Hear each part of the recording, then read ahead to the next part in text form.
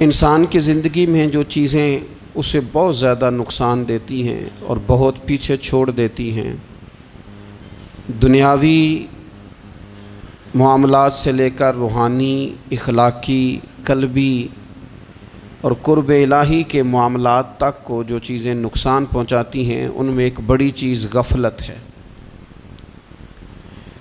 ایک لفظ ہوتا ہے جو ہمیں اکثر سننے کو ملتا ہے کہ آپ کی توجہ نہیں ہے۔ یہ ڈھیر سارے لوگوں کا مطالبہ ہوتا ہے، اہل خانہ بھی مطالبہ کرتے ہیں، کئی موقع پر والدین بھی مطالبہ کرتے ہیں، غرباء بھی مطالبہ کرتے ہیں کہ امیروں کی ہماری طرف توجہ نہیں ہے۔ اور یہ بڑی لازمی سی بات ہے کہ کسی چیز پر جب توجہ رہتی ہے تو وہ چیز بہتر ہو جاتی ہے، اور جب عدم توجہی کا لوگ مظاہرہ کرتے ہیں تو وہ معاملہ خراب ہو جاتا ہے۔ یہ جو عدم توجہ ہے اسی کو غفلت کہتے ہیں، اور جب انسان کے مزاج پر غفلت طاری ہوتی ہے اور غفلت اس پر پوری طرح غلبہ کر لیتی ہے تو پھر اس کی زرخیز زمین کو وہ بنجر کرتی ہے۔ غفلت انسانی دل کے لیے بڑی نقصان دہ چیز ہے اور انتہائی تکلیف اور ضرر کا باعث ہے۔ دلوں پر جو قحط نازل ہوتا ہے، قحط، ویران ہو جاتے ہیں دل، اور جو دلوں پر خشکی نازل ہوتی ہے کہ طبیعتیں خشک ہو جاتی ہیں، یہ غفلت کی وجہ سے ہوتی ہے۔ جو لوگ غافل ہو جاتے ہیں نا، اپنے معاملات کا دھیان نہیں رکھتے، دیکھیں نا، آپ کو کھانا کھاتے بھی غافل نہیں ہونا چاہیے۔ اگر کھانا بھی غیر معتدل کھا لیا جائے تو وہ انسان کی طبیعت کے لیے باعث ضرر بن جاتا ہے، نقصان کا باعث بنتا ہے۔ بات کرتے ہوئے بھی غافل نہیں ہونا چاہیے، کئی دفعہ جملے ایسے نکل جاتے ہیں جو انسان کے لیے پھر شرمندگی کا باعث بنتے ہیں۔ انسان کو غافل ہو کر کوئی کام نہیں کرنا چاہیے، غافل ہو کر، مدہوش اور بے ہوش ہو کر نہیں۔ غفلت دل کو ویران کرتی ہے، طبیعت میں خشکی لاتی ہے۔ غافل کبھی نہ بنے۔ قرآن مجید فرقان حمید نے ارشاد فرمایا کہ اقترب للناس حسابہم، فرمایا لوگوں کے حساب کا وقت قریب آ گیا، وہم فی غفلۃ معرضون، اور وہ ابھی بھی غفلت میں منہ پھیرے ہوئے ہیں۔ ٹائم آ گیا حساب دینے کا، لیکن وہ ابھی بھی غافل ہیں۔ ہمارے جو زیادہ تر نقصان زندگی میں ہوئے ہیں وہ صرف ہماری غفلت کی وجہ سے ہوئے۔ ہم نے چیزوں پر توجہ نہیں دی، چیزیں گڑبڑ ہو گئیں۔ جس آدمی نے پھول لگائے ہوں، پھل لگائے ہوں، کھیتی لگائی ہو، وہ دانہ ڈال کے پانی دے کے فارغ نہیں ہو سکتا، اسے توجہ کرنی پڑتی ہے۔ اور کسی نے کہا تھا مالی جیندے ہون تو پھر بوٹے سوکدے نہیں، اگر موجود ہونا ان کو سینچنے والا، رکھوالی کرنے والا، تو پھر ان کی جڑیں کبھی خشک نہیں ہوا کرتی۔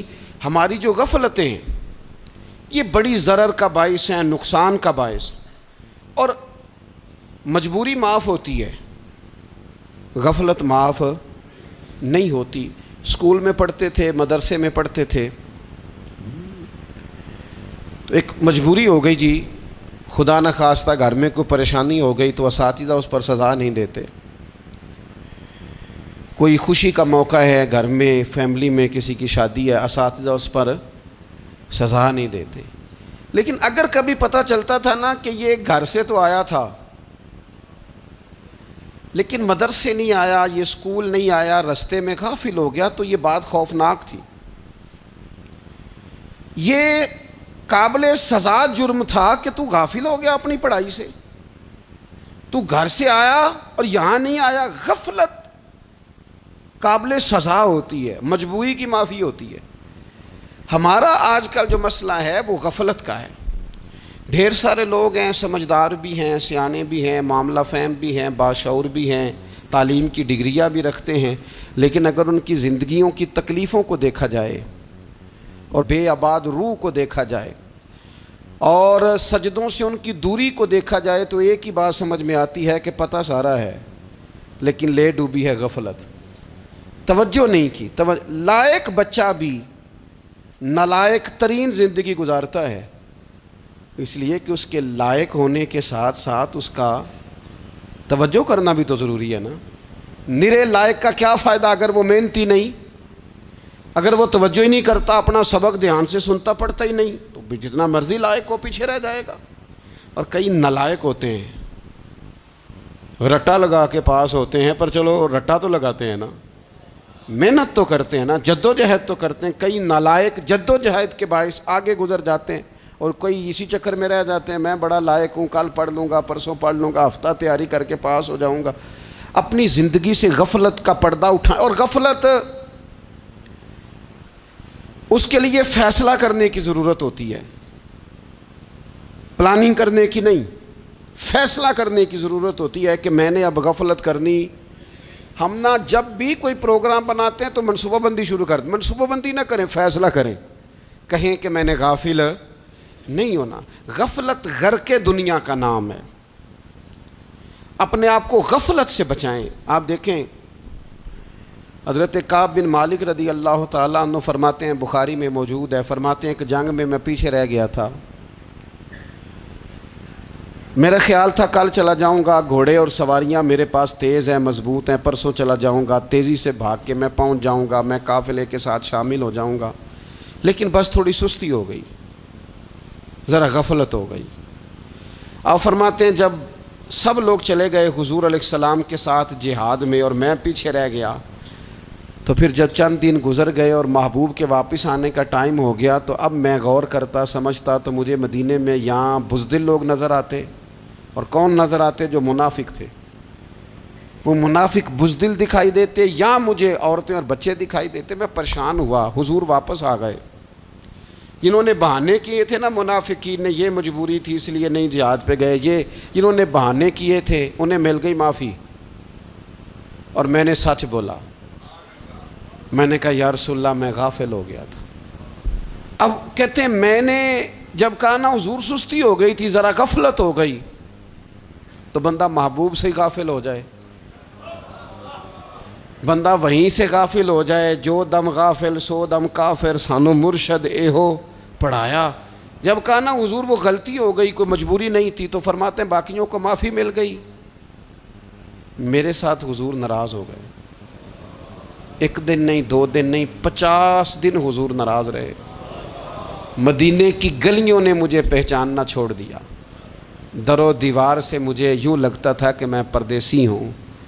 فرماتے ہیں میں مسجد میں آتا تھا، میں جب محبوب کو دیکھتا تو حضور رخ انور پھیر لیتے، اور مجھے پتا تھا جب میرا چہرہ ادھر ادھر ہوتا تو پھر کریم رحمت کی نظر فرماتے۔ فرماتے ہیں 50 دن مسلسل، پھر مجھے حکم ہوا کہ بیوی بھی بھیج دو، میکے بچے بھی بھیج دو، ننہال یعنی تنہا رہ جاؤ۔ فرماتے ہیں وہ میں نے قید تنہائی کاٹی، لیکن شکر اللہ کا یہ ہے کہ میں سچا تھا، بس ذرا بھول گیا تھا، بس ذرا غفلت ہو گئی تھی۔ تو فرماتے ہیں پھر اللہ تبارک و تعالیٰ نے میرے اوپر فضل یہ فرمایا کہ میری توبہ کا اعلان رب نے قرآن مجید میں فرمایا۔ تو غافل نہ بنے کبھی بھی، ہمارا نا مسئلہ یہ ہے، اور آپ نے ناراض نہیں ہونا، ڈھیر سارے لوگ غافل ہو جاتے ہیں، مالدار بھی غافل ہیں، صاحبان علم بھی الا ماشاء اللہ بہت ساری جگہوں پہ غافل ہیں۔ جن لوگوں کو 4 لوگ جاننے لگ جاتے ہیں، کوئی مقام حاصل ہو جاتا ہے، وہ بھی بہت ساری جگہوں سے غافل ہو جاتے ہیں الا ماشاء اللہ۔ غفلت بڑی تکلیف والا منظر ہے۔ جو لوگ سمجھتے ہیں نا میں اب گڈ بک میں آ گیا ہوں، اب میں اچھا ہو گیا ہوں، اب میرے لیے خیر کہا جاتا ہے، مجھے اچھائی شاید یہ مستقل میرے ساتھ رہے گی، تعریف ہی ہوگی ہمیشہ، وہ بھی غافل ہو جاتے ہیں۔ اور یہ غفلت ٹھیک نہیں ہوتی۔ وجہ دیکھنی چاہیے کس وجہ سے انسان کو وقار مل رہا، عزت مل رہی۔ اپنی زندگی سے غفلت کو اتار پھینکیں۔ تھوڑی دیر کی تو غفلت ہوتی ہے، لمبی تو نہیں۔ 2 منٹ کے لیے صرف اس نے ڈرائیونگ کرتے ہوئے چہرہ موبائل کی طرف کیا تھا، 2 ہی تو منٹ لگے تھے۔ لمحوں نے خطا کی تھی، صدیوں نے سزا پائی۔ لمحوں نے خطا کی تھی، صدیوں نے سزا پائی۔ ایک لمحے کے لیے غافل ہوئے تھے اور صدیاں، نسلیں روتی رہ گئیں پیچھے۔ بچے تڑپتے رہ گئے، اہل خانہ پریشان رہ گئے، ماں باپ ساری زندگی روتے رہے، لیکن یہ 2 منٹ کے لیے یہ غفلت جو ہے یہ بڑی تکلیف والا معاملہ. اپنی زندگی سے غفلت کو اتارنا ہے، غافل نہیں بننا، ہر وقت توجہ اور ساری باتوں پہ توجہ. بعض اوقات لوگ ایک طرف توجہ کر کے ایک طرف سے غافل ہو جاتے ہیں. نہ، توجہ ہمہ پہلو رکھنی ہے. ہمارے ذمے جتنے بھی حقوق ہیں ان سب پر توجہ، ہر چیز کا خیال. ایسا نہ ہو کہ عبادت کرتے رہ جائیں اور حقوق العباد ہم سے چھوٹ جائیں، اور حقوق العباد اتنے زیادہ ادا کریں. صاحب مجھے کہنے لگے ایک دفعہ بڑے وثوق کے ساتھ کہنے لگے جی معاذ اللہ ثم نہیں جی ٹائم ملتا پھر نماز دا کی کریے، روزی کمانا بھی تو عبادت ہے نا. تو میں نے کہا آپ نے عبادت کرنا ایک حصہ قبول کیا ہے، آپ نے کل عبادت نہیں قبول کی. عبادت کل ہے، ہمہ پہلو. ایک حصہ آپ قبول کر کے نکل گئے اور باقی آپ نے چھوڑ دی. تو کسی ایک طرف سے بھی غافل نہیں ہونا. جتنی ذمہ داریاں ہیں، جتنی ڈیوٹیاں ہیں، ان سب کا خیال. اور جو بڑا آدمی ہوتا ہے، بڑا گھر میں بڑا ہو، قبیلے میں بڑا ہو، علاقے میں بڑا ہو، ادارے میں بڑا ہو، کلاس میں بڑا ہو، جو بڑا ہے اس کی تو ساری آنکھیں کھلی ہوئی ہونی چاہیے. ایک ایک پر اس کی نظر ہونی چاہیے کہ میری کہاں ضرورت ہے، کہاں مجھے اشک شوئی کرنی ہے، کس کے ساتھ میں نے کس طرح محبت کا رویہ رکھنا ہے. غافل نہ بنے. اچھا جی اب کیسے پتہ چلے گا کہ ہم غافل ہیں؟ یہ کیسے پتہ چلے گا؟ آپ کسی بندے سے بھی پوچھ لیں حالات کیا ہیں تو کہتا ہے اللہ کا شکر ہے کبھی کسی کا دل نہیں دکھایا، اللہ کا شکر ہے جی زمانہ ہو گیا 5 نمازیں پڑھتا ہوں، اللہ کا شکر ہے جی. کیسے پتہ چلے گا غافل ہیں؟ پہلی علامت ہمارے علماء اور صوفیاء نے غافل بندے کی لکھی ہے. اس آئینے میں نے اور آپ نے اپنا آپ دیکھنا ہے. غافل بندے کی پہلی علامت یہ ہوتی ہے کہ وہ دنیاوی کاموں میں چست ہوتا ہے اور اللہ اور اس کے رسول کی فرما برداری میں سست ہوتا ہے. یعنی نماز کے وقت تو اسے نیند ستاتی ہے، پریشانی ہوتی ہے، لیکن اگر کسی جگہ مال مل رہا ہو، پیسے مل رہے ہوں، وہاں جانا ہو تو پھر اسے کوئی چیز بھی تنگ نہیں کر. دنیاوی کاموں میں چست ہوگا، یعنی ٹی وی کے آگے، موبائل کے آگے وہ گھنٹوں بیٹھا ہوا ہے. اور اگر اسے 25 منٹ قرآن پاک سننا پڑ جائے، اگر اسے 20 منٹ دینی محفل میں بیٹھنا پڑ جائے، اگر اسے کہا جائے کہ تو 20 رکعت نماز نفل ادا کر، دنیاوی کاموں میں چست ہے، دینی کاموں میں، یہ غفلت کی پہلی علامت. پھر ذاتی معاملات پہ پیسہ خرچ کرنا ہو تو ڈھیر سارا ہے، کسی غریب کی مدد کرنی ہو تو. وہ ہمارے ایک دوست ہیں، وہ اکثر کہا کرتے ہیں، وہ کہتے ہیں آج کل کسی سے کہنا فلائی کام میں، دینی کام میں، کسی کی مدد میں کچھ 4 پیسے خرچ کرنے ہیں تو لوگ کہتے ہیں ہاتھ تنگ ہے. ہاں کوئی سستا پلاٹ ملتا ہو نا،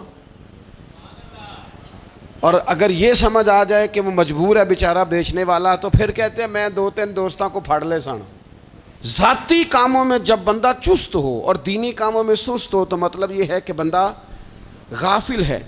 پہلی علامت غفلت کی. اور غفلت کی دوسری نشانی یہ ہے کہ انسان گناہ کے کاموں کو معمولی سمجھنے لگ جاتا ہے. یہ غافل بندے کی نشانی ہے. گناہ کو معمولی سمجھتا ہے، چھوٹا سمجھتا ہے. آج کل لوگ کہتے نہیں میں کو اکیلا کر رہا ہوں، ساری دنیا ہی کرتی ہے. اور جناب کیا ہو گیا، اگر یہ غلطی ہو گئی تو بندے سے ہو ہی جاتا ہے. گناہ کو معمولی سمجھنا، چھوٹا سمجھنا اور کہنا پھر کیا ہو گیا ہے، انسان سے غلطی ہو جاتی ہے. آپ دیکھ لیں کہ سینکڑوں بیسیوں گناہوں کا بوجھ ہمارے سروں پہ ہوتا ہے، لیکن کوئی ہمارا دبدبہ ہے، کوئی ہماری گفتگو ہے، کوئی ہمارے جملوں میں خود پسندی ہے، کوئی ریاکاری ہے، کوئی تصنع ہے. یہ غافل بندے کی علامت ہے. نبی اکرم صلی اللہ تعالیٰ علیہ وآلہ وسلم نے فرمایا مومن اپنے گناہوں کو پہاڑ کی طرح سمجھتا ہے. یہ بخاری میں حدیث ہے. مومن پہاڑ کی طرح جانتا ہے اور وہ ڈرتا ہے کہ کہیں وہ پہاڑ اس کے اوپر گر نہ جائے، یعنی کہیں مجھے میرے گناہ کی سزا نہ مل جائے. چھوٹے گناہ کو بھی پہاڑ جانتا ہے، یار مجھ سے غلطی ہو گئی، مجھے ٹھیک کر لینی چاہیے، مجھے معافی لے لینی چاہیے، مجھے توبہ کر لینی چاہیے. مومن اپنے اوپر گناہ کو پہاڑ کی جانب سمجھتا ہے. اور حضور علیہ الصلوۃ والسلام فرماتے ہیں کہ یہ جو فاسق اور فاجر ہوتا ہے نا، اللہ کا نافرمان، یہ گناہ کو مکھی کی طرح سمجھتا ہے، یہ سمجھتا ہے میں نے اشارہ کرنا ہے مکھی نے اڑ جانا ہے۔ مومن کی علامت یہ ہے کہ وہ پہاڑ جانتا ہے اگر غلطی ہو جائے تو پہاڑ۔ امام اعظم ابو حنیفہ رحمۃ اللہ علیہ گزر رہے تھے تو بارش ہو گئی تھی اور کوفہ میں کیچڑ تھا، تو آپ نے جو جوتے پہنے ہوئے تھے ان جوتوں سے چلتے ہوئے نا آپ کے پاؤں سے کچھ مٹی اڑی، تو سامنے ایک یہودی تھا، اب اس زمانے میں دیواریں کچی ہوتی تھیں، اس کے دیوار پر جا کے وہ مٹی جو تھی وہ لگ گئی۔ اب امام صاحب بڑے پریشان ہوئے کہ میں نے اس کی دیوار کو آلودہ کر دیا۔ یہاں تو لوگ اپنی اینٹیں رکھتے رکھتے کئیوں کی دیواریں توڑ ہی دیتے ہیں، اور پھر وہ اس پر ماننے کو بھی تیار نہیں ہوتے، تسلیم کرنے کو بھی تیار نہیں ہوتے۔ وہ کہتے ہیں پھر کیا ہو گیا، اب ہمارا یہاں گھر ہے تو ہم نے ٹرالی منگوانی نہیں تھی، ہمارا حق بنتا تھا۔ امام صاحب کے پیروں سے ذرا کیچڑ اڑا، یہودی کی دیوار پہ لگا، اس کی کچی دیوار تھی۔ امام صاحب پریشان ہو گئے، سوچنے لگے کہ اگر میں دیوار سے یہ کیچڑ اتارتا نہیں تو یہ بھی زیادتی ہے، میں نے اس کی دیوار کو گدلا کر دیا، اور اگر میں اتارتا ہوں تو کچھ مٹی اس کی دیوار کی بھی اتر جائے گی، کچی دیوار ہے، یہ بھی زیادتی ہے۔ مومن گناہ کو پہاڑ کی طرح سمجھتا ہے کہ کہیں گر نہ جائے، اس کی بھی کہیں سزا نہ مل جائے۔ امام صاحب نے اس کے دروازے پہ دستک دی، وہ باہر آیا تو اتفاق سے وہ آپ کا مقروض بھی تھا، اس نے پیسے دینے تھے۔ باہر نکلتے ہی کہنے لگا اوہ آپ تو قرض لینے آ گئے، میرے پاس تو ابھی گنجائش نہیں ادا کرنے کی۔ تو امام صاحب کہنے لگے تو قرض چھوڑ، وہ میں نے معاف کیا، میرے سے غلطی ہو گئی ہے۔ میں آ رہا تھا، لکڑی کے جوتے اس زمانے میں کھڑاؤں لوگوں نے پہنے ہوتے تھے، کہا وہ میرے پیروں سے ذرا کیچڑ اڑا ہے، تیری دیوار پہ لگ گیا ہے۔ اب میں بڑی دیر سے کھڑا سوچ رہا ہوں کہ اگر میں تیری دیوار صاف نہ کروں تو میں نے یہ میلی کر دی، گدلی کر دی، یہ بھی بات درست نہیں ہے، زیادتی، اور اگر میں اسے صاف کرتا ہوں کچی دیوار سے کچھ مٹی اتر جائے گی تو یہ بھی زیادتی ہے، اب تو بتا میں کیا کروں۔ تو بے موسمہ پھل تھا نا یہ، تو بے موسمہ پھل دیکھ کے بندہ حیران ہو جاتا ہے، جو باتیں روٹین میں نہ ہو رہی ہوں وہ ذرا انوکھی لگتی ہے، بندہ حیران ہو گیا، غور سے امام صاحب کا چہرہ دیکھنے لگا، غور سے چہرہ دیکھنے لگا، اور پھر تھوڑی دیر سوچنے کے بعد کہنے لگا حضور پہلے میں نے دین اسلام کے بارے میں پڑھا اور سنا تھا، آج میں نے دین دیکھا ہے۔ پہلے میں نے سنا تھا کہ دین اسلام اس طرح کا ہے، آج میں نے دین۔ ہم نہ پوری دنیا کے کافروں کو دین سنانا چاہتے ہیں، دکھانا نہیں چاہتے، ہم نیک نظر آنا چاہتے ہیں، نیک بننا نہیں چاہتے، ہم نیک نظر آنا چاہتے ہیں۔ نتیجہ کیا نکلتا ہے کہ کچھ عرصے کے بعد پتہ چل جاتا ہے بندہ کس لیول کا نیک ہے، کیا معیار ہے اس کی نیکیوں کا۔ کہنے لگا حضور پہلے میں نے دین سنا تھا، آج دیکھا ہے۔ آپ وہ مٹی کی دیوار پر جو کیچڑ لگ گیا ہے، دیوار کو بعد میں صاف کیجئے گا، پہلے کلمہ پڑھائیں تاکہ میرے اندر کا کفر صاف ہو جائے، اب مجھے مسلمان کر دیں۔ تو غافل آدمی جو ہوتا ہے نا وہ پھر تیسری بات، جب بندہ بہت زیادہ غافل ہو جاتا ہے پھر اعلانیہ گناہ کرنے لگتا ہے۔ ایک گناہ پھر اس کا اظہار گناہ، ایک بندہ حدیث پاک میں آتا ہے ایک بندہ رات کو کوئی غلطی کرتا ہے، اللہ تعالیٰ اس پہ پردہ ڈال دیتا ہے، لیکن وہ سویرے خود لوگوں کو بتاتا پھرتا ہے میں نے یہ کیا، میں نے یہ کیا۔ جب آپ اظہار گناہ کرتے ہیں نا تو سامنے والا بھی دلیر ہوتا ہے، کہتا ہے اس نے کیا میں کر لوں گا تو پھر کیا ہوا۔ ہمارے علماء نے لکھا ہے کسی کی نماز قضا ہو جائے تو کسی کو بتائے نہ، قضا پڑھ ڈالے، اس کا جگہ جگہ ذکر نہ کرے۔ جب آپ کہیں گے نا میری قضا ہو گئی تو آپ کے ساتھ رہنے والا بچہ دوست سمجھے گا یار اس کی قضا ہو گئی ہے تو میری بھی ہو جائے گی تو کیا ہوا۔ گناہ کرنا بھی گناہ ہے اور گناہ کا اظہار بھی گناہ ہے۔ نبی اکرم صلی اللہ تعالیٰ علیہ وآلہ وسلم نے ارشاد فرمایا میری ساری امت کو معافی مل جائے گی سوائے ان لوگوں کے جو اعلانیہ گناہ کرتے ہیں۔ یہ بخاری مسلم دونوں میں حدیث موجود ہے۔ جو اعلانیہ گناہ، جنہوں نے خود ساری دنیا کو گواہ بنا لیا، میں نے یہ بھی جرم کیا، یہ بھی کیا، یہ بھی کیا، یہ بھی کیا، خود انہوں نے لوگوں کے، بہت بڑے غافل آدمی کی علامت ہے کہ گناہ کرے اور پھر اوپر سے اعلانیہ گناہ کرے، اتنا بڑا جرم کرے۔ پھر چوتھی علامت اگر ہم دیکھنا چاہیں کہ ہم غافل تو نہیں، تو غافل بندے کی چوتھی علامت یہ ہوتی ہے کہ وہ فضول کاموں میں وقت بڑا ضائع کرتا ہے، فضولیات میں، ادھر بیٹھے ہیں ادھر بیٹھے ہیں، یہاں گپ شپ ہو رہی ہے، وہاں موبائل دیکھا جا رہا ہے، پھر کچھ ٹائم ملا ہے تو پھر کہیں دور دراز کسی ہوٹل پہ کھانا کھانے چلے گئے، پھر کچھ ٹائم ملا تو چلو نکلتے ہیں ذرا کوئی ہفتہ سیر کر آتے ہیں، یہاں گپ شپ ہے، فلاں کو ڈسکس کر لیتے ہیں، فلاں کے بارے میں بات کر لیتے ہیں، سیاسی تبصرے کر لیتے ہیں، یہ تھوڑی گفتگو ہو جاتی، چلے محلے داروں پہ تبصرہ شروع کرتے ہیں، کون روٹی زیادہ کھا رہا ہے اور کس کے پاس پیسے زیادہ آ گئے، چلو جا کے پتہ کرتے ہیں۔ حالانکہ یہ پتہ نہیں کرنا چاہیے تھا، پتہ تو اس کا کرنا چاہیے تھا جو بیچارہ کل سے بھوکا ہے، خبر تو اس کی رکھنی چاہیے تھی جس بیچارے کے گھر میں بچوں کے لیے پہننے کو کپڑے موجود نہیں ہیں، اس پر تبصرہ یہ کرتے ہیں کہ یہ محنت کیوں نہیں کرتے، اور اگر کسی پر اللہ عطا کر دے پھر حساب ضرور لگاتے ہیں کہ ذرا معلومات کرو یہ اتنی جلدی آگے کیسے نکل گئے۔ غافل بندے کی علامت ہے وقت کا ضائع کرنا اور فضول کاموں میں ضائع کرنا اور بلا وجہ ضائع، اور ایسے سوالات کرنا جن کی ضرورت ہی کوئی نہیں، بالکل ضرورت ہی نہیں، کوئی مطلب ہی نہیں، لیکن ہم لوگ وقت ضائع، یہ غفلت کی علامت، غفلت۔ اللہ والوں کی علامت کیا تھی؟ ایک بات انہوں نے زندگی میں لے لی، سیکھ لی، پھر ساری زندگی اسی پہ گزار دی۔ ان کا ارادہ تھا نا کشکول سیدھا کیا۔ کچھ لوگ ساری زندگی لیکچر قبول لے لے کے سن کے پھر بھی سمجھنے کو تیار، یہ غافل دل کی علامت ہے۔ اس لیے نبی پاک صلی اللہ تعالیٰ علیہ وسلم نے فرمایا دو نعمتیں ایسی ہیں جن میں اکثر لوگ غفلت میں ہیں، ایک صحت اور دوسری فراغت۔ لوگ بلا وجہ وقت ضائع کرتے ہیں۔ اللہ نے صحت دی ہے، کسی خیر کے کام میں لگائیں۔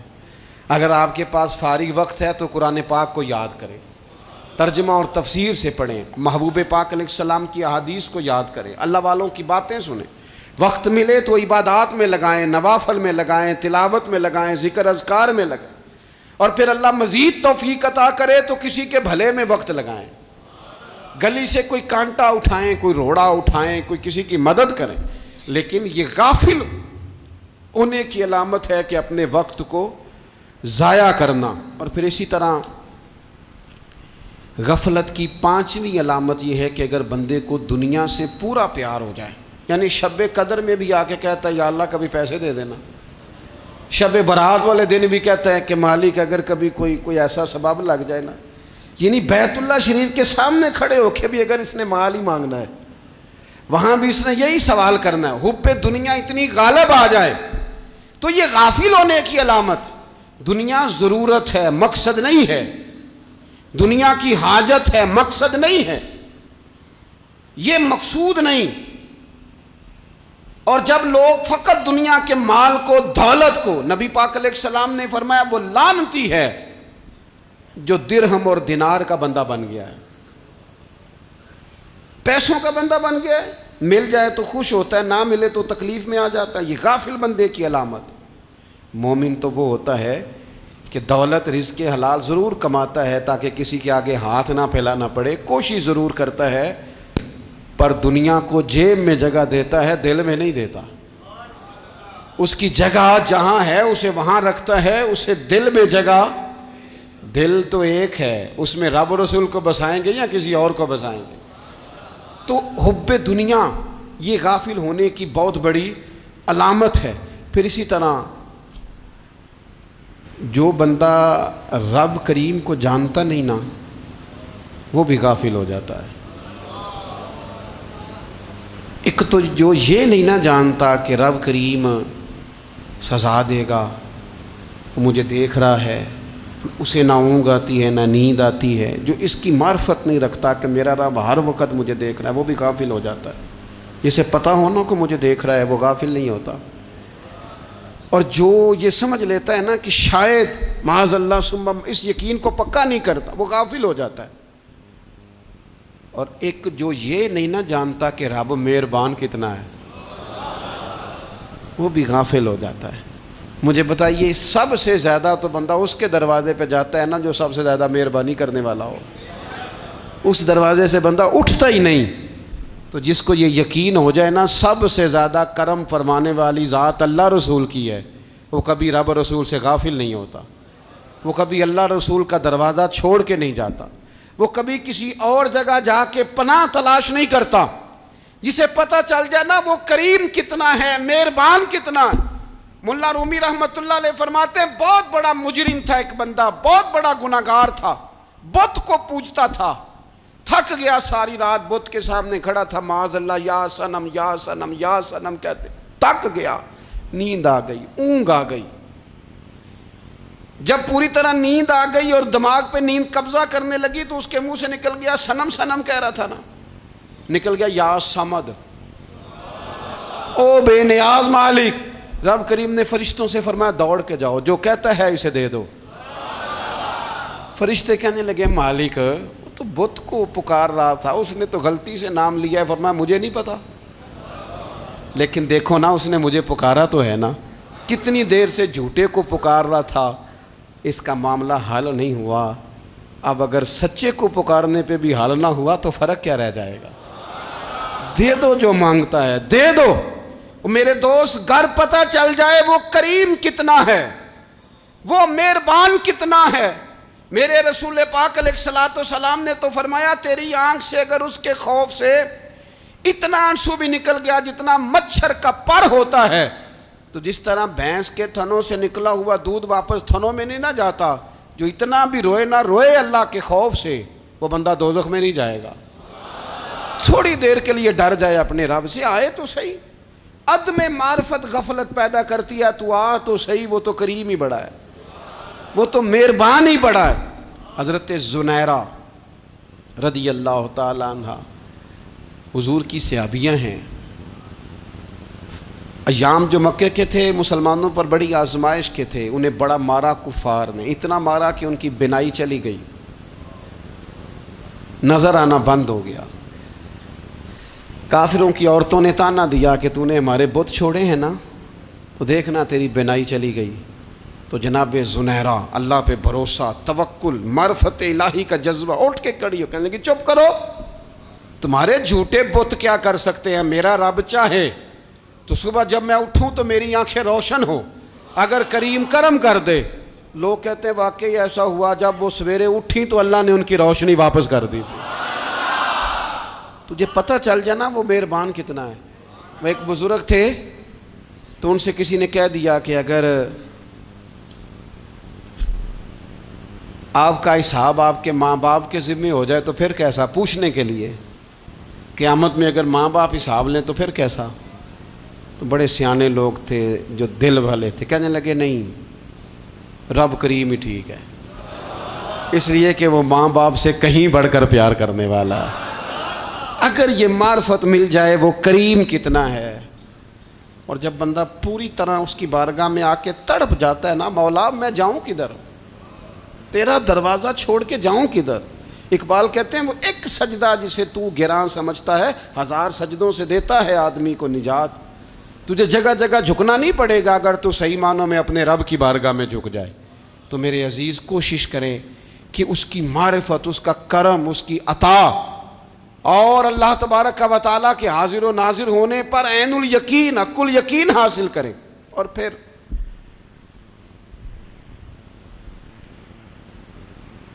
آٹھویں بات یہ ہے کہ غافل لوگوں کی صحبت بھی بندے کو غافل کر دیتی ہے۔ غافلوں کی صحبت میں نہ بیٹھیں، ان کی صحبت میں بیٹھیں جن کے پاس بیٹھنے سے دل میں رب رسول کی محبت پیدا ہوتی ہے۔ غافلوں سے بچیں۔ چنگیاں دے لڑ لگی ساں تے چولی چ پھل پئے، تے جدوں میں پیڑیاں دے سنگ رل گئی تے میرے اگلے بھی ڈول گئے۔ برے آدمی کی صحبت بندے کو غافل کر دیتی، غافلوں کی صحبت میں کبھی نہ بیٹھیں، کبھی نہیں۔ غافل آدمی آپ کو غافل کر دے گا۔ میرے نبی پاک علیہ الصلوۃ والسلام نے فرمایا انسان اپنے دوست کے مذہب پر ہوتا ہے۔ یہ بہت بڑے لفظ ہیں۔ فرمایا المرء علی دین خلیلہ، انسان اپنے دوست کے مذہب پر ہوتا ہے۔ تو دیکھ تو نے دوست کس کو بنایا ہے، جو تیرے دوست کا مذہب ہوگا وہی تیرا ہو جائے گا۔ ہم نے دوست بنایا نا غوث پاک جیلانی کو،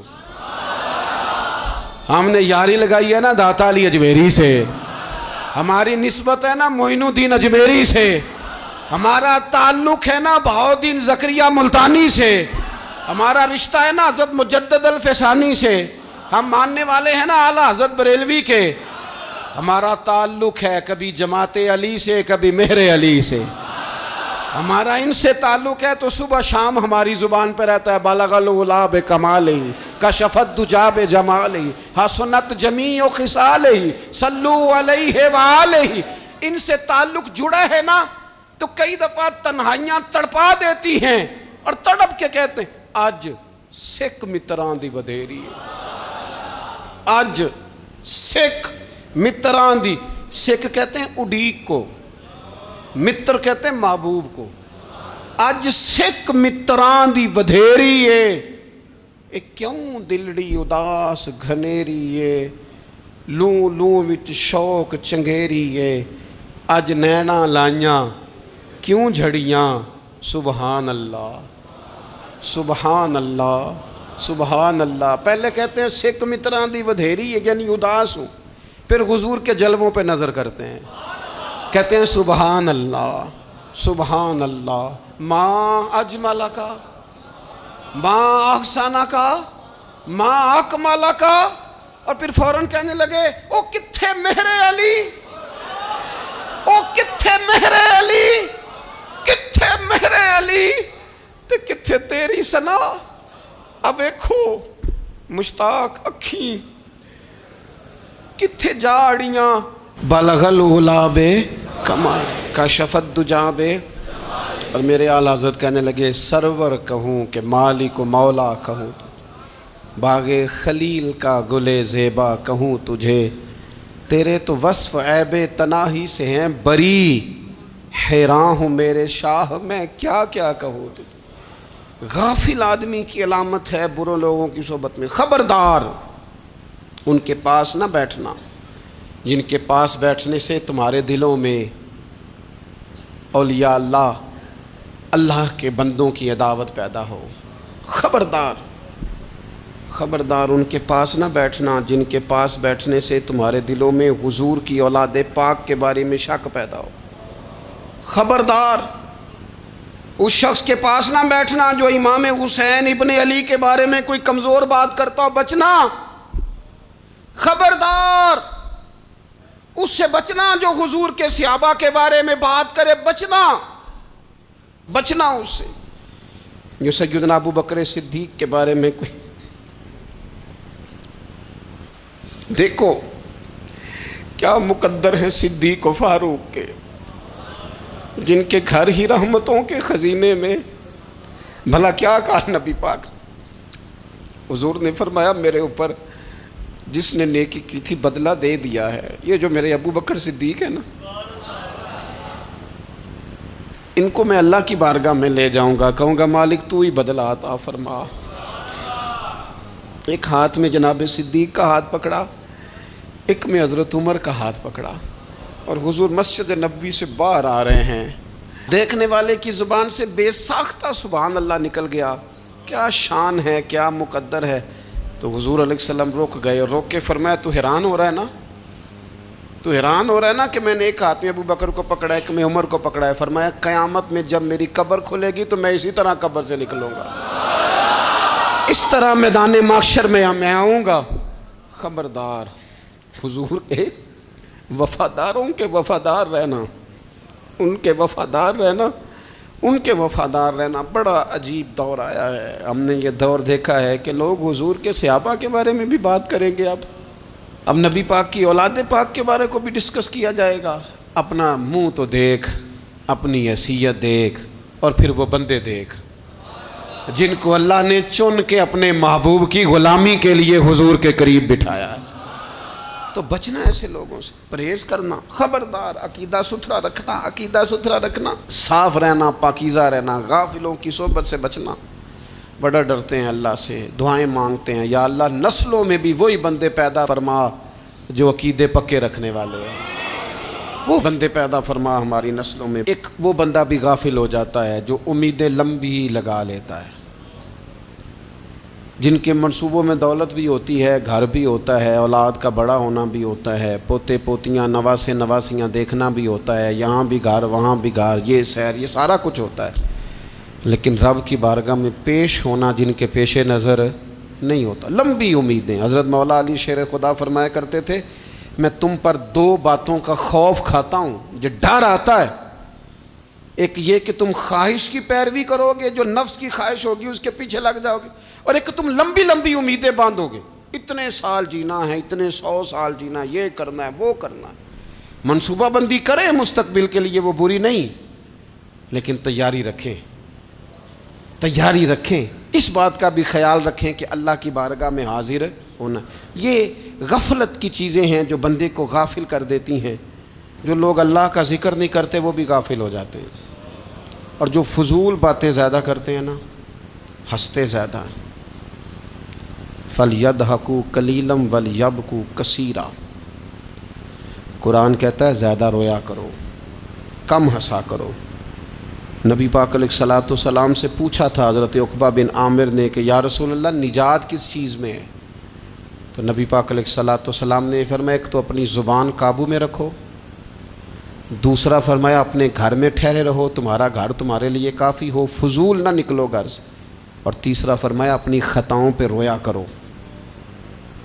کثرت کلام اور فضول کلام اور بلا وجہ یہ بندے کو غافل کرتا ہے، دل کو سخت کرتا ہے۔ یہ چند چیزیں ہیں جو انسان کو غفلت میں ڈالتی ہیں۔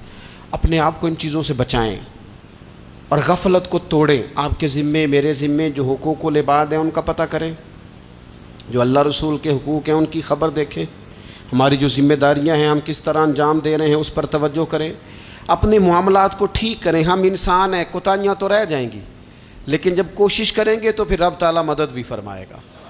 ایک بات اور کرنی ہے، ایک تو میں نے عرض کیا غفلت کو توڑنا، ایک دوسری بات قرآن مجید کا ایک سبق اور، جب غفلت توڑنی ہے تو پھر لازمی طور پر ایک کام کرنا پڑے گا۔ میں نے یہ عرض کیا تھا کہ پلاننگ نہیں کرنی، فیصلہ کرنا ہے، تو فیصلہ کرنا ہے تو کرنا کیا ہے؟ پھر قرآن حکیم نے سورہ بقرہ میں کہا فاستبقوا الخیرات، یعنی تم نیکیوں کی طرف دوڑو، جلدی جلدی نیکیاں کرو، فٹافٹ، دیر نہ کرو۔ فٹافٹ سے مراد یہ نہیں کہ نیکی جلدی جلدی کر جاؤ، یعنی ٹال مٹول نہ کرو خیر کے کام میں، کل کریں گے پرسوں کریں گے، عمرہ کر رہے ہیں پھر نیکی ہیں، حج کر رہے ہیں پھر نیکی ہیں، بچے بیال ہوں پھر میں نیک ہوں، یہ تھوڑا سا یہ کام ٹال مٹ، فاستبقوا الخیرات، نیکیوں کی طرف دوڑو، جلدی کرو، بھاگو۔ نبی پاک صلی اللہ تعالیٰ علیہ وسلم نے فرمایا 5 چیزوں کو 5 چیزوں سے پہلے غنیمت جانو۔ حضور علیہ الصلوۃ والسلام فرمانے لگے ایک تو تم جوانی کو نہ بڑھاپا آنے سے پہلے پہلے غنیمت سمجھ لو۔ نبی کریم صلی اللہ تعالیٰ علیہ وآلہ وسلم ارشاد فرمانے لگے کہ اپنی صحت کو غنیمت جان لو، بیماری آنے سے پہلے پہلے۔ پھر حضور علیہ الصلوۃ والسلام فرمانے لگے اگر اللہ نے تمہیں مال دیا ہے، وسعت دی ہے، تو نیکی کر لو، خرچ کر لو اللہ کے راستے، خدا نہ خواستہ تم پر غریبی آ جائے۔ اور پھر حضور سید عالم صلی اللہ تعالیٰ علیہ وسلم فرمانے لگے اگر تمہیں اللہ نے کچھ فراغت دی ہے، بہت زیادہ مصروف نہیں ہو، تو غنیمت جان لو، جلدی سے نیکی کر لو قبل اس کے کہ تم مشغول ہو جاؤ۔ اور 5ویں بات حضور نے بیان کی، فرمایا زندگی کو غنیمت جانو، موت آنے سے پہلے پہلے جلدی سے نیکی کر لو۔ نیکی کے لیے ساری زندگی منصوبہ بندی نہ کرتے رہو، نیکی کے لیے دیکھو نا، ہماری زندگی میں یہاں دنیا میں رہ کے چند منٹوں میں وہ نیکی کی جا سکتی ہے جو قیامت کے بعد صدیوں کا ہمارا فائدہ کرے گی، صدیوں کا فائدہ کرے، کرتے نہیں۔ پلاننگ کر رہے ہیں، منصوبہ بندی کر رہے ہیں، بس تیاری کر رہے ہیں، بس حضرت آپ دعا کر دیں، اللہ تعالیٰ دعائیں بھی قبول فرمانے والا ہے، لیکن جو نیکی نصیب ہوتی ہے اسے جلدی سے کر گزریں، اسے فٹافٹ کریں۔ میں ایک گاؤں میں گیا، اب تو خیر وہ دور نہیں رہا، یہ 10-15 سال 20 سال پہلے نا جو نوجوانوں کی مصروفیات ہوتی تھیں ان میں سے ایک مصروفیت یہ ہوتی تھی کہ گندم لے کے چکی پہ جانا ہے، آٹا پسوا کے لانا ہے۔ یہ ایک بڑی، چونکہ سبھی گھروں کے اندر سال کے لیے گندم سٹاک کر لی جاتی تھی، تو گندم لے کے جانا یہ ایک ڈیوٹی ہوتی تھی۔ ایک نوجوان ایک گاؤں میں، اس کی مجھے تعریف سننے کو ملی، تو ایک بوڑھی اماں کہنے لگی یہ تو بڑا نصیباں والا ہے، سارے دا آٹا پیا لے ہوندا ہے، اور آتے جاتے پوچھ لیتا ہے کہ اماں کوئی کہنے لگی میرے بچے باہر ہوتے ہیں، یہ مجھے دوائی بھی لا دیتا ہے شوگر کی، میں مریضہ ہوں. یعنی خیر جتنی ہو سکے جتنی. میرے ایک سنگی ہیں تو سڑک پہ کوئی بندہ کھڑا ہوتا ہے نا، اللہ تعالیٰ انہیں سلامت رکھے، بندہ کھڑا ہوتا ہے تو کہتے ہیں میں اس سے پوچھ لیتا ہوں بابا جی کدھر جانا ہے، فلانی جگہ جانا ہے، تو کہتے ہیں میں موٹر سائیکل پہ بٹھا لیتا ہوں. بندہ دیکھ کے مجھے سمجھ آ جاتی ہے ضرورت مند ہے، کوئی چور نہیں، کوئی ڈاکو نہیں، ضرورت مند ہے.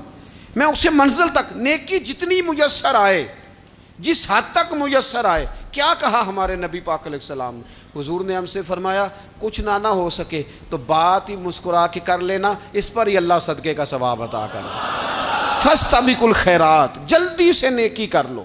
اپنے نامہ اعمال میں روز نیکیاں جمع کرو، کوئی نہ کوئی خیر کا کام روز کرو اور جلدی سے کرو.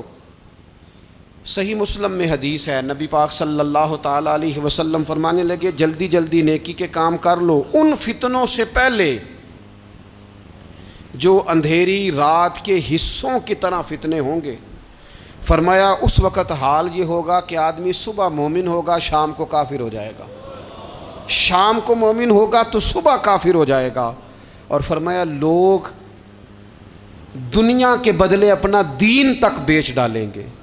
معاذ اللہ جھوٹی قسمیں نہیں کھائی جاتی، جھوٹا قرآن مجید نہیں لوگ اٹھا لیتے. لوگ دنیا کے لیے دین بیچ ڈالیں گے. اس سے پہلے جب فتنے اتنے زیادہ ہو جائیں، اس سے پہلے نیکی کر لو، کوئی خیر کا کام کر لو، جلدی سے کچھ ایسا کر لو. حضرت عقبہ بن حارث رضی اللہ تعالیٰ عنہ فرماتے ہیں یہ دیکھیں ہمارے نبی پاک علیہ السلام کی سیرت کیا ہے، حضور کا اسوہ کیا ہے، نبی پاک علیہ السلام ہماری تربیت کس طرح کرتے ہیں. حضرت عقبہ بن حارث رضی اللہ تعالیٰ عنہ کہتے ہیں ہم نے نبی پاک علیہ السلام کے ساتھ عصر کی نماز پڑھی، یہ صحیح بخاری میں موجود ہے. فرماتے حضور سلام پھیرتے ہی فوراً اٹھ کے گھر تشریف لے گئے. یہ ہمارے لیے انوکھی بات تھی، غیر متوقع تھی، پہلے کبھی ایسا ہوا نہیں. سلام پھیرا نماز کا، حضور جلدی سے تشریف لے گئے. اب ہم حیران تھے اور حیرت انگیز طور پر حیران تھے کہ کریم اتنی جلدی تشریف لے گئے. تھوڑی دیر ہوئی حضور واپس آ گئے تو محبوب پاک علیہ السلام فرمانے لگے گھر میں ایک چھوٹی سی ڈلی، ایک چھوٹا سا ٹکڑا سونے کا پڑا تھا، مال آیا تھا سارا صدقہ کر دیا، وہ تھوڑا سا پڑا تھا، اچانک مجھے یاد آیا وہ تو پڑا رہ گیا. تو حضور فرمانے لگے میں نے کہا کہیں ایسا نہ ہو جائے کہ ساری رات گزر جائے اور میرے گھر میں پڑا ہی رہ جائے، میں جلدی سے جا کے اسے خیرات کر دوں. میں نے خیرات کیا پھر میں واپس آ گیا ہوں. جلدی سے نیکی، جلدی سے نیکی کر لی جائے. ہم بڑا انتظار کر رہے ہیں، بڑا لمبا ہمارا پروگرام ہے، ہمارے پاس ٹائم ہی بڑا ہے. کسی نے کان میں کہہ دیا ہے تیرے پاس بڑا وقت ہے، ابھی تو بڑی عمر پڑی ہے، ابھی تو جناب او میرے بھائی یہ لوگوں کے کہنے کی باتیں ہیں. پھر پتہ ہی نہیں چلتا حالات کس طرح کے ہو جاتے ہیں اور کیا معاملات انسان کے ساتھ درپیش ہوتے ہیں. جتنی خیر میسر آئے، جتنا بھلا میسر آئے، جتنی انسان کو توفیق ملے. میں نے بزرگوں کو دیکھا، اپنے اصحاب کو، پہلے وہ خدام سے کہتے کہ میں سونے لگا ہوں اور پابند کرتے لوگوں کو کہ فلاں وقت، بزرگوں کو میں نے دیکھا اپنے، وہ پابند کرتے لوگوں کو کہ فلاں وقت میں موجود ہوں گا آنا، خود پابند فرماتے. اور پھر جب بیدار ہوتے تو سب سے پہلے خدام کو بلا کے پوچھتے کوئی مہمان تو نہیں آیا. اور جناب آپ نے خود ہی تو پابند فرمایا فلاں دن آنا. کہنے لگے چل یار اگر کوئی آیا تو مجھے ملا لو، میری ملاقات کرا لو. کیوں؟ اس لیے کہ دور سے آیا ہے، مجھ سے ملنے آیا ہے، کوئی خیر کی بات سیکھنے آیا. چلو میرے نامہ اعمال میں کوئی نیکی جائے گی. کچھ نہ کچھ خیر جمع کر لی جائے، کچھ نہ کچھ ڈیوٹی کر لی جائے، کچھ کام کریں اور جلدی سے کریں. حضرت جابر ابن عبداللہ انصاری رضی اللہ تعالیٰ عنہ بیان کرتے ہیں، یہ بھی بخاری میں موجود ہے. کہتے ہیں ایک صحابی نبی پاک علیہ السلام کی بارگاہ میں حاضر ہوئے غزوہ احد کے موقع پر، اور حال ان کا یہ تھا کہ وہ کھجور کھا رہے تھے اور کھجور انہوں نے منہ میں رکھی ہوئی تھی. حضور کی بارگاہ میں حاضر ہوئے اور عرض کرنے لگے یا رسول اللہ صلی اللہ تعالیٰ علیہ وسلم اگر میں شہید کر دیا جاؤں تو کہاں جاؤں گا؟ حضور فرمانے لگے جنت میں. تو کہتے ہیں انہوں نے جو کھجور منہ کے اندر تھی وہ انہوں نے نگلی نہیں، اندر نہیں لے گئے، اس کو باہر نکالا اور دوڑ کے آگے بڑھے اور جنگ کرنی شروع کر دی. اور لڑتے لڑتے شہید ہو گئے۔ کیا سبق دیا انہوں نے؟ سبق یہ دیا کہ نیکی کرنے میں اتنی دیر بھی نہیں کرنی جتنی کھجور کھانے میں دیر لگتی ہے۔ جلدی سے نیکی کرنی ہے، فٹافٹ نیکی کرنی، اس کے اندر ٹال مٹول نہیں کرنا۔ اسی وقت انہوں نے کھجور باہر نکال دی، دوڑ کے انہوں نے حضرت انس بن نضر رضی اللہ تعالیٰ عنہ، حضرت انس بن مالک رضی اللہ تعالیٰ عنہ کے چچا ہیں، میدان احد میں نا، احد پہاڑ کے قریب کھڑے تھے، لوگوں سے کہہ رہے تھے جلدی جلدی ادھر آؤ، وہ جنت جو انسان کو انتقال کے بعد نصیب ہوگی اور قیامت کے بعد نصیب ہوگی، فرماتے تھے مجھے تو ابھی احد پہاڑ کے اندر سے جنت کی خوشبو آ بھی رہی ہے، لہذا جلدی سے آؤ، ادھر دوڑو، جہاد کرو، آؤ کفار سے لڑیں۔ تو نیکی میں دیر نہیں کرنی، جو نیکی میسر آتی ہے، جس کو میسر، ماں باپ میسر ہیں تو خدمت کر لیں، اہل خانہ ہیں تو حسن سلوک کر لیں، اللہ نے اولاد دی ہے تو اچھی تربیت کر لیں، دوست ہیں تو خیر خواہی کر لیں، اگر آپ کو اللہ رمضان عطا کرتا ہے تو زیادہ سے زیادہ اس کی عبادت کر لیں، اگر نظر ٹھیک ہے تو تلاوت زیادہ سے زیادہ کر لیں، زبان چلتی ہے تو رج رج کے مدینے والے محبوب پہ درود و سلام پڑھ لیں، اللہ تعالیٰ کا ذکر کر لیں، جلدی سے خیر جمع کریں، اپنے وقت کو ضائع نہ کریں۔ یہ آج کا سبق ہے۔ ایک تو ہم نے فیصلہ کرنا ہے کہ بس غفلت نہیں، اب غفلت، اب انشاءاللہ اللہ اللہ کرنی ہے، اب کوئی خیر کا کام کرنا ہے۔ میرے حضرت کا ایک جملہ کبھی نہیں بھولنا، فرمایا کرتے تھے زمین کے اوپر کام، نیچے جا کے آرام۔ یہ چھوڑ دیں اتنے گھنٹے سونا ہے تو یہ کرنا ہے تو میری نیند میں دخل کوئی نہ ڈالے، پھر سوتے ہی رہ جائیں گے، سوتے ہی رہ جائیں۔ زمین کے اوپر کام اور نیچے جا کے جاگنا ہے، جاگ لے افلاک کے سائے تلے، پھر حشر تک سوتا رہے گا خاک کے سائے تلے۔ اب جاگ لے افلاک کے سائے کے نیچے، جاگ، کھول آنکھیں، ہر وقت کا سونا، ہر وقت سونا، ہر وقت جو اپنے آرام کی فکر کرنا، اس سے نکل آئیں، اور اچھا کھانا اور اچھا پہننا اور بس اپنی مرضی کی زندگی من چاہی جینا، اس سے باہر آئیں، فیصلہ کریں، فیصلہ کہ اب غفلت نہیں کرنی۔ اگر اللہ نے کوئی صلاحیت دی ہے تو اسے دین کے کام پہ لگانا ہے، کوئی ڈیوٹی کرنی ہے، کوئی خدمت کرنی ہے۔ دیکھو خدمتیں ہو رہی ہیں، صدیق اکبر مال دے رہے ہیں، عثمان غنی مال دے رہے ہیں، مولا علی نے تلوار پکڑی ہے، میدان میں جا رہے ہیں، فاروق اعظم گلی گلی نگر نگر رسول اللہ کے دین کی پہرے داری کر رہے ہیں، حضرت جناب سیدنا سلمان فارسی ابو ذر غفاری حضور کی مسجد میں جھاڑو دے رہے ہیں، اور بلال حبشی وہ نبی پاک کی مسجد میں اذان پڑھتے پڑھتے پڑھتے پڑھتے رب نے اتنا عروج فرمایا کہ کعبے کی چھت پہ کھڑے ہو کے بھی اذان پڑھنی شروع، انہوں نے اذان دے دی۔ تو کوئی کام کرنا ہے، غفلت کو توڑنا ہے اور نیکی کرنی ہے، ذرا جلدی جلدی خیر کا کام کرنا ہے، نہیں ایسے نہیں، فٹافٹ۔ کیسے جی؟ فٹافٹ۔ تو فٹافٹ کام کریں خیر کا، جلدی جلدی۔ تو یہ خیر کا کام فٹافٹ، جلدی جلدی اور بڑی جلدی اور دوڑ دھوپ کے، اور جب آپ کرتے جائیں گے نا تو پھر اللہ تعالیٰ مواقع بناتا جائے گا۔ آپ سے میری اپیل ہے، بالخصوص میرے ساتھ جو وابستہ سنگی ہیں، جو پیار کرنے والے ہیں، دو باتیں آج آپ نے لے کے جانی ہیں گھر۔ یہی لنگر ہے، یہی آپ کے لیے دعا ہے، یہی ہمارے بزرگوں کا فیض ہے، یہی نصیحت ہے کہ آپ نے یہ دو باتیں لے کے جانی ہیں۔ غفلت توڑ دینی ہے، فیصلہ کرنا ہے کہ آج کے بعد غافل نہیں ہونا، اور دوسری یہ بات لے کے جانی ہے کہ نیکی جلدی جلدی، فٹافٹ فیصلہ، فٹافٹ نیکی، ایک کر کے پھر انشاءاللہ دوسری کر کے پھر انشاءاللہ تیسری کر کے پھر انشاءاللہ چوتھی، یہ شروع کرنی ہے، اور آپ دیکھیں گے اللہ تعالیٰ مہربانی فرمائے گا، مدد کرے گا۔